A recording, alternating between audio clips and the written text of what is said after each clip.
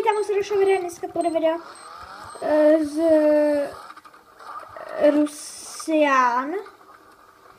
Russian Car Simulator.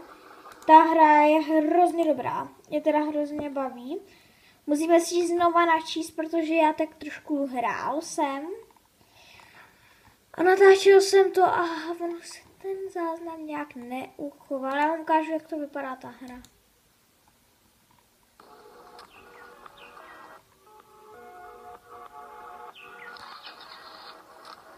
Tak, jsme ve hře. Podívejte, mám takový pěkně modrý, nebo růžový, nebo co to je, modrá. Modrý barvový auto. A když se podíváme nahoru, tak tady máme freeride.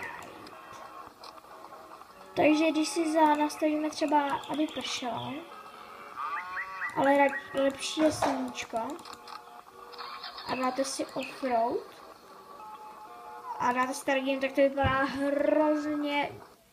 hrozně dobře. Naočte se takovým prostě lesíku. Zapneme světla. Startujeme motory. Samozřejmě tady je víc příběhů.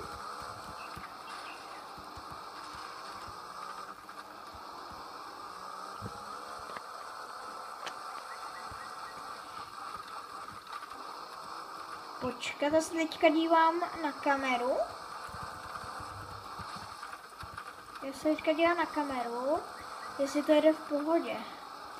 Splatní. Tak. OK, já budu rád, když u tohle videa dáte 60 miliard lajků. Kecám, 6 aspoň. Tak natočím další díl. Protože tohle video nemá ani 3 minuty skoro. Já jsem vám chtěl jenom tuhle hru ukázat.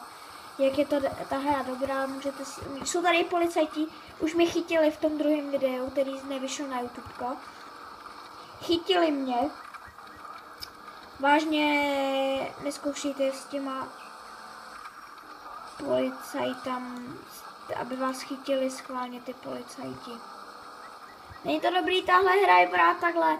Já doufám, že tam jsou někde ty policajti, to si pamatuju. A já doufám, že se vám video líbilo. Můžete dát 6 lajků.